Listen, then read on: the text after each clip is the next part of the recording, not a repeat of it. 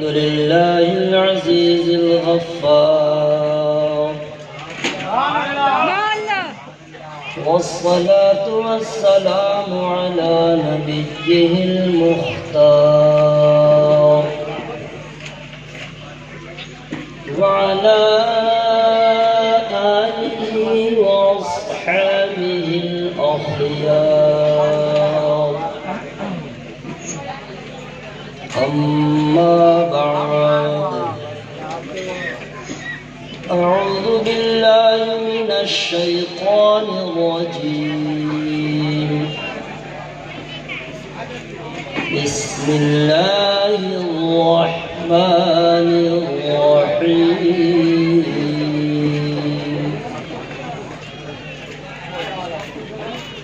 قل للمؤمنين يغضوا من أبصارهم ويحفظوا فروجهم آمنت بالله صدق الله مولانا العظيم وصدق رسوله النبي الأمين الكريم ونحن على ذلك لمن الشاهدين والشاكرين والحمد لله رب العالمين. چاہتے ہیں کہ آج کا یہ جلسہ قبول ہو، آپ لوگوں کی محنت وصول ہو، گناہ بھی معاف ہو، درجات میں بلندی ہو، اللہ تعالیٰ کی رضا حاصل ہو، میدان محشر میں سرکار کی قربت نصیب ہو. تو بغیر کسی کیل و کال کے نبی آخر الزمان، فخر رسولہ، نازش ہر دو جہاں، سیاح لامکان، انیس بے کساں، مصطفیٰ جان رحمت، شمع بزم ہدایت، نوشہ بزم جنت، کعبے کے بدر الدجا، طیبہ کے شمس الضحیٰ، دافع جملہ بلا، شافع روز جزا، یعنی احمد مجتبی محمد مصطفیٰ صلی اللہ تعالی علیہ وسلم کی مقدس بارگاہ میں حضرت سلام پیش کیجئے. محمد صلی اللہ علیہ وسلم نحن عباد محمد صلی اللہ علیہ وسلم دائما ابدا على حبیبک خیر خلق کلہم. الحمدللہ بہت زیادہ مجھے فرحت حاصل ہو رہی ہے آپ لوگوں کے چمکتے دمکتے چہروں کو دیکھنے کے بعد، بزم رسول کی برکتوں کو دیکھنے کے بعد. مفکر اسلام، خطیب ہندوستان، واعظ فصیح اللسان حضرت علامہ سیف اللہ علیمی صاحب قبلہ نے میرے قد، میرے وزن سے بھی زیادہ انہوں نے میرا انٹروڈکشن اور تعارف کرایا. یہ ان کا حسن ظن ہے، جبکہ آتے ہی انہوں نے جو میرا استقبال کیا ہے، میری اوقات اور وزن کا ان کو خوب اندازہ ہے، میرا ویٹ کتنا ہے. انہوں نے میرے ویٹ سے بھی زیادہ محبت سے مجھے نوازا ہے، ان کا حسن ظن ہے. اور میں جو آ گیا، حضرت نے جب مجھے یاد فرمایا کہ ایسی ایسی بزم ہونے والی ہے، تو بغیر سمجھے کہ تردد کے، بغیر سوچ کے فوراً میں نے اپنے آپ کو تیار کیا. اللہ تعالیٰ کا لاکھ لاکھ احسان ہے. تمام علماء اہل سنت سے مجھے محبت ہے، میں ان کی سب سے عزت کرتا ہوں، لیکن اس میں بٹ وہی لگتا ہے جو عالم دین اعلیٰ حضرت سرکار سے بٹ لگا کے رکھتا ہے، سرکار تاج الشریعہ سے بٹ لگا کے رکھتا ہے. بٹ سمجھے؟ But means beauty, but means لیکن. جو مولانا، جو شاعر، جو پیر صاحب اعلیٰ حضرت سے سرکار تاج الشریعہ سے بٹ لگایا، سمجھے اس سے مجھ کو بٹ رہتا ہے. باقی جن کو بٹ نہیں ہے تو الحمدللہ چونکہ علامہ سیف اللہ علیمی صاحب کو بہت دنوں سے میں سن رہا ہوں اور الحمدللہ قلبی لگاؤ ہے، ان کا نام سن کے ان سے ملاقات کے بعد خوشی ہوتی ہے۔ انہوں نے کہا میں سمجھ گیا علامہ آپ بھی رضا والے میں بھی رضا والا، جلسہ میں آنے والے بھی سب رضا والے، ادھر آپ کی رضا ہے اسی میں میری رضا ہے، الحمدللہ حاضر آ گیا۔ ممبر نور پر ان کی محبتوں کی زنجیروں میں بدے ہوئے اتنے علماء کرام اور شورا اعظام تو وہ موسٹ ون اور عالمی شہرت کے یافتہ، عالمی شہرت یافتہ حامل جو شورا ہے اور ثناخانی رسول ہے، ایک شاعر ایک شاعر حضرات جلسے کے آج کے اس نعتیہ مشاعرے میں عالمی شہرت یافتہ شاعر جناب اسد اقبال صاحب کا دل کی عطا گہرائی سے استقبال کیا جاتا ہے۔ نعرہ تکبیر، نعرہ رسالت، مداحان پیغمبر، نعرہ تکبیر۔ تشریف رکھیے، تشریف رکھیے، یہ تمام اب میری سانس بھی چلنے لگی ہے۔ یہ تمام علماء شورا ثناخانی رسول جتنے لوگ آئے ہیں سب الحمدللہ حضرت کی محبت میں تشریف لائے ہیں۔ ممبر نور کے تمام علماء تشریف فرمائے، ثناخانی رسول۔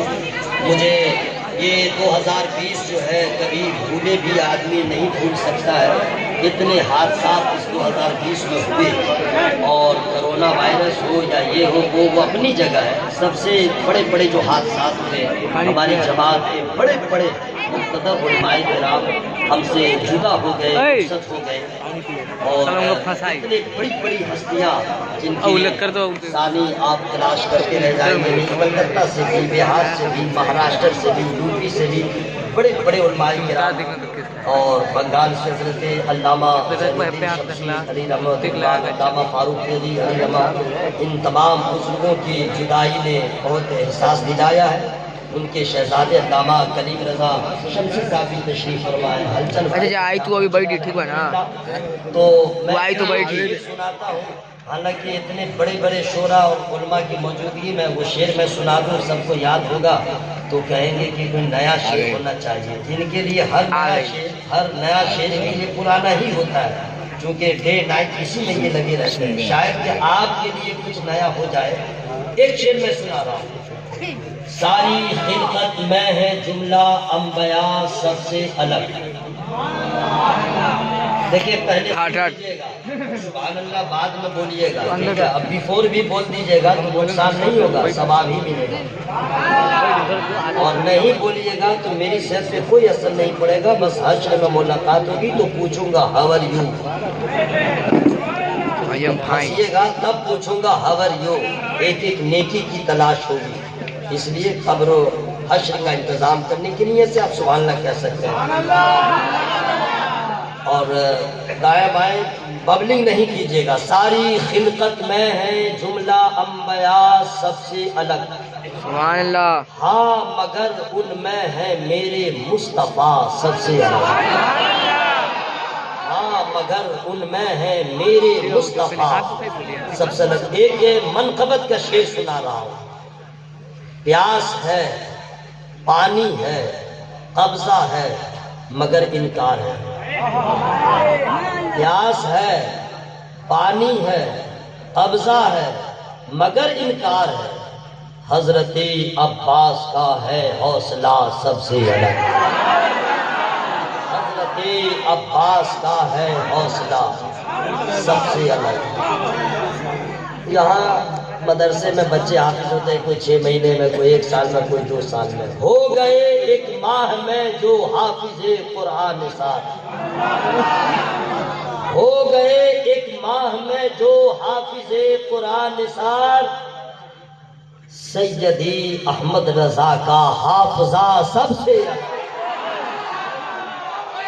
سیدی احمد رضا کا حافظہ سب سے الگ۔ نعرہ تکبیر، نعرہ رسالت، عظمت اعلی حضرت، واہ واہ واہ، سیدی احمد رضا کا حافظہ سب سے الگ۔ حضرات میں چونکہ علماء کرام ہیں اور آپ بھی ماشاءاللہ ایجوکیشن والے ہیں، تعلیم یافتہ ہیں، میں گفتگو کا آغاز کر رہا ہوں۔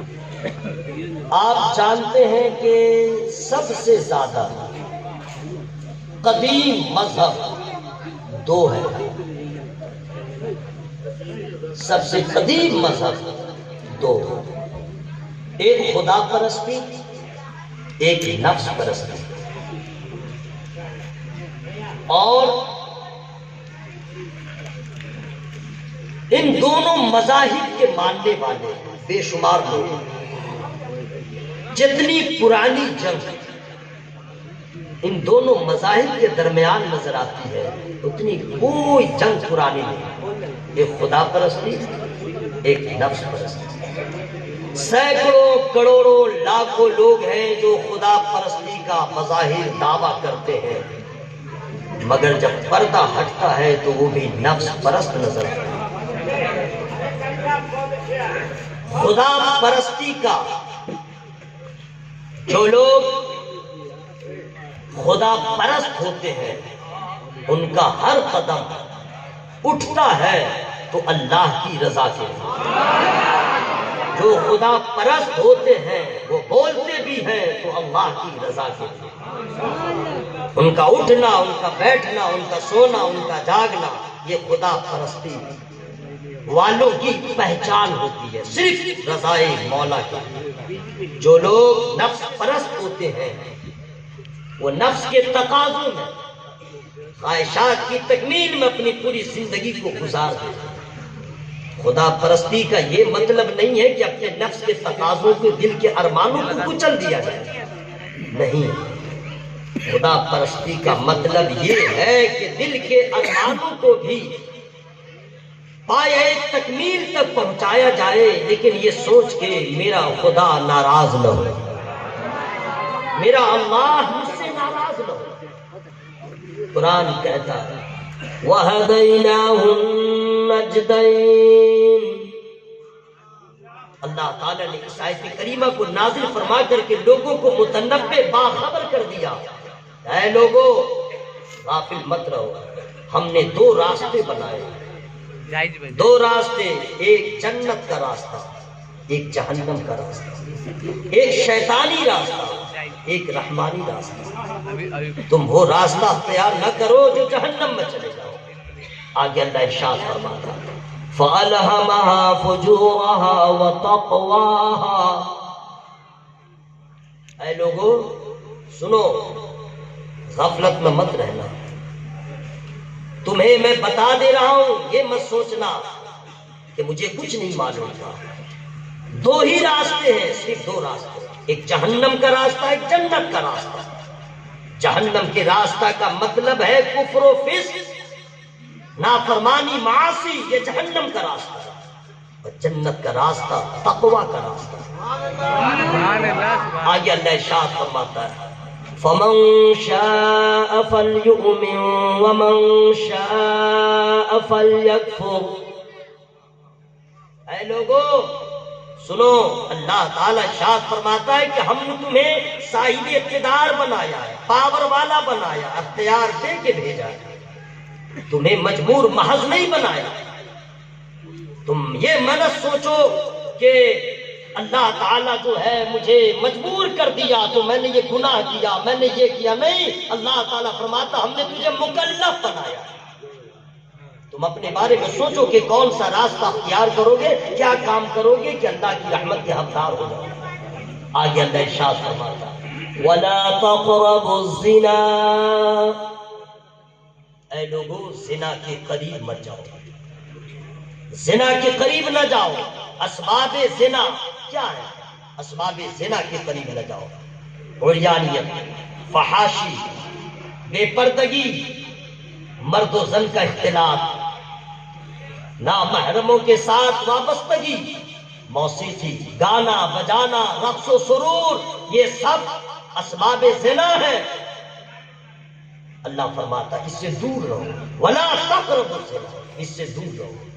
جو لوگ نفس پرست ہوتے ہیں، نفس کی غلامی کی زنجیر میں جب اپنے آپ کو جکڑ لیتے ہیں، جکڑوا لیتے ہیں، نفس کے غلام بن جاتے ہیں، تو پھر گناہ، کیا چھوٹا، کیا بڑا، کیا بڑا نہیں، وہ زنا بھی کرنے کو تیار ہے۔ وہ زنا جس زنا کے ارتکاب کے بعد آدمی اللہ تعالیٰ کی رحمت سے کوسوں دور ہوتا ہے، یہاں تک کہ نبی پاک کے فرمان کا ایک مفہوم ہے کہ زانی زنا نہیں کرتا ہے مگر اس حال میں کہ وہ مومن بھی رہے، مومن نہیں رہ سکتا۔ کوئی زانی اگر زنا کرے مسلمان تو زنا کرتے وقت وہ مومن نہیں رہتا۔ اندازہ لگائیے کتنا بڑا گناہ ہے، کتنا بڑا گناہ ہے۔ ریپ، بلاکار، جسے زنا کہتے ہیں عربی میں۔ اگر کوئی آدمی اس وقت مسلمان اس طرح کا کام کرے، مرد ہو یا عورت، اس وقت مومن نہیں۔ اللہ تبارک تعالیٰ فرماتا ہے کہ سنو، کسی کے مال ناحق پہ، کسی کے مال پہ ناحق قبضہ نہ جماؤ، حرام ہے۔ کسی کی عزت کے ساتھ کھلواڑ نہ کرو، یہ حرام ہے۔ اللہ تعالیٰ فرماتا ہے، اللہ کے رسول فرماتے ہیں، یہ گناہ کو تم سمجھتے کیا ہو؟ اتنا بڑا گناہ ہے، اتنا بڑا گناہ ہے۔ مجھے معلوم ہے قرآن کا قانون ہے، نبی کا فرمان ہے، اگر کوئی شادی شدہ یہ جرم کر لے، زنا کا ارتکاب کر لے، اسے سنسار کر دیا جائے۔ سنسار مطلب سمجھتے ہیں؟ جو پڑھے لکھے لوگ جانتے ہوں گے، لیکن ہجے اسپیلنگ میں دونوں کرتا ہوں۔ سنسار کا مطلب ہے کہ زمین کھود دے، جو زنا کا ارتکاب کیا ہے، شادی شدہ زمین کھود دے، کمر تک اس کو اندر ڈال دے، باقی جسم کے حصے باہر رہے، چاروں طرف سے لوگ ہو، اور اتنا پتھر مارا، اتنا پتھر مارا، اس وقت تک پتھر مارا جب تک کہ مر نہ جائے۔ یہ یہاں کی سزا ہے۔ اور اگر کوئی غیر شادی شدہ ایسا جرم کرے، اسے 100 کوڑے لگائے جائیں۔ حضرات، جب اتنی بڑی سزا ہے، یہ دنیا میں ہے، اتنا بڑا گناہ، لیکن کوئی آدمی زنا تک ڈائریکٹ نہیں پہنچتا۔ اسباب زنا بھی ہے، وجہ بھی ہے، علت بھی ہے۔ اب علت ہے کیا؟ آدمی جب تک کسی کو غیر محرم کو دیکھے گا نہیں، وہ گناہ نہیں کر سکتا۔ جب تک کسی غیر محرم پہ نظر ڈالے نہیں، وہ گناہ نہیں کر سکتا۔ نظر کا پہلا کام ہوتا ہے، نظر میں کھٹک ہوتی ہے، اور کھٹک سوچ کے اندر سوچ کو وجود بخشتی ہے، اور سوچ شہوت کو طاقت دیتی ہے، شہوت کو ابھارتی ہے، اور شہوت ارادے کو جنم دیتی ہے۔ اس کے بعد آدمی زنا تک پہنچتا ہے۔ جب تک کوئی غیر محرم کسی کو دیکھے نہیں، ایسا کام کر ہی نہیں سکتا۔ دیکھا تب یہاں تک پہنچا۔ یہ سارا کمال بد نظری کا ہے، یہ سارا کمال بد نظری کا ہے۔ تو اللہ تبارک و تعالیٰ نے، یعنی زنا تک پہنچنے کی پہلی سیڑھی بد نظری ہے، پہلا زنا بد نظری ہے، یعنی دیکھے گا نہیں وہاں تک پہنچ نہیں سکتا۔ اب قرآن کیا کہتا ہے؟ قل للمؤمنین یغضوا من ابصارهم ویحفظوا فروجهم۔ اے محبوب، ایمان والے مردوں سے کہہ دیجئے اپنے نگاہوں کو نیچے رکھیں اور اپنے شرمگاہوں کی حفاظت کریں۔ وضاحت کے ساتھ اللہ نے فرمایا، اے لوگو، میرے محبوب کا کلمہ پڑھ کے تم مسلمان ہو گئے ہو تو نگاہوں کو نیچے رکھو۔ سب سے نہیں کہا گیا لنگڑا، لولا، اندھا، بہرا، یہودی، نصرانی، مجوسی، سی ایم، پی ایم، یہ وہ، کافر، مشرک، تیری کوئی گنتی نہیں ہے۔ تو یا ایھا الناس میں ہے، ہم لوگ یا ایھا الذین آمنوا میں ہیں۔ ناس الگ ہے، اس سے کوئی رابطہ نہیں ہے۔ اللہ تعالیٰ محبت فرماتا ہے اور جنت بھی بنایا ہے، حوض کوثر کا بھی انتظام کیا ہے، محبوب کی شفاعت بھی ہے، تو ناس کے لیے نہیں ہے، ایمان والوں کے لیے۔ ہم لوگ ہیں، الحمدللہ الحمدللہ، ایمان والوں کے لیے، حضرات ایمان والوں کے لیے۔ اب اللہ فرماتا ہے نگاہوں کو نیچے رکھو۔ وضاحت کے ساتھ اللہ نے فرمایا مومن مردوں نیچے رکھو، لیکن عورتوں کو بھی فراموش نہیں کیا گیا، چونکہ عورت اور مرد دونوں ایک ہی خمیر سے ہیں۔ جس طرح مردوں کی فطرت میں شہوت ہے، اسی طرح عورتوں کی فطرت میں بھی شہوت ہے۔ مرد الگ نہیں، عورت الگ نہیں ہے، دونوں کی فطرت میں شامل ہے۔ تو مردوں سے کہا گیا نظروں کو نیچے رکھو، نگاہوں کو نیچے رکھو، عورتوں کو فراموش نہیں کیا گیا۔ پھر اللہ فرماتا ہے وَقُلْ لِلْمُؤْمِنَاتِ يَغْضُضْنَ مِنْ أَبْصَارِهِنَّ وَيَحْفَظْنَ فُرُوجَهُنَّ۔ اے محبوب، ایمان والی جتنی عورتیں ہیں، مومنہ جتنی عورتیں ہیں، سب سے کہہ دیجئے وہ بھی اپنی نگاہوں کو نیچے رکھیں اور اپنے شرمگاہوں کی حفاظت کرے۔ جیسے مردوں کو فرمایا کہ تم نگاہوں کو نیچی رکھو، اسی طرح عورتوں سے بھی اللہ تعالیٰ نے فرمایا تم بھی اپنی نگاہوں کو نیچی رکھو۔ تم بھی کیوں؟ اس لیے کہ شہوت دونوں میں ہے۔ یہ آنکھوں کی بے باکی آدمی کو وہاں پہنچا دیتی ہے، یہ آنکھوں کی بے باکی ہوتی ہے جو شہوت میں انتشار پیدا کرتی ہے۔ یہ آنکھوں کی بے باکی ہوتی ہے، شہوت میں انتشار کے بعد شرمگاہوں میں ابھار پیدا کرتی ہے۔ اللہ نے فرمایا تم بھی مرد ہو یا عورت اپنے اپنے نگاہوں کو نیچی رکھو، دونوں نگاہوں کو نیچی رکھو تاکہ وہاں پہنچ نہ سکو۔ اس لیے کہ جب آدمی اگر نگاہوں پہ کنٹرول نہ رکھا تو آدمی غیر محرم کو دیکھا، اس کی یادوں میں کھو گیا، نظر کی حفاظت نہیں کرتا ہے تو پھر وہ آدمی کہ عقل پہ پردہ پڑ جاتا ہے، آنکھ رکھتے ہوئے اندھا ہو جاتا ہے، نہ ذلت کی پرواہ، نہ عزت کی پرواہ، نہ خاندان کے مان مریادہ کی پرواہ، نہ آخرت، نہ حج، کوئی پرواہ نہیں کرتا ہے اور آدمی اس جرم کا ارتکاب کر دیتا ہے۔ اللہ نے فرمایا نظروں کو نیچی رکھو۔ حضرات نظر کی بات آئی ہے، آپ کو میں بتا دوں، سرکار مدینہ صلی اللہ علیہ وسلم ارشاد فرماتے ہیں، نبی کے فرمان کا مفہوم میں بتا رہا ہوں، غیر محرم کو دیکھنا آنکھ کی زنا، آنکھ نے زنا کیا، غیر محرم کو دیکھا، اگر اس سے بات کر لیا تو زبان نے زنا کیا، اگر اس کی بات سن لیا تو کان نے زنا کیا، اگر اس کو پکڑ لیا تو ہاتھ نے زنا کیا، اس طرف قدم بڑھا کے روانہ ہو گئے تو پاؤں نے زنا کیا۔ جسم کے اکثر اعضاء بھی زنا میں شامل ہیں۔ رات میں آپ سے عرض کرنا چاہتا ہوں، یہ بد نظری، آگے بڑھیے، جب آدمی بد نظری کا شکار ہو جاتا ہے، غیر محرم کو دیکھنے کو اپنے آپ کو ہم وقت تیار رکھتا ہے، تو جانیے گا کہ یہ بد نظری اتنی بڑی تباہی لے کے آتی ہے جس کا سنبھالنا بڑا مشکل ہو جاتا ہے۔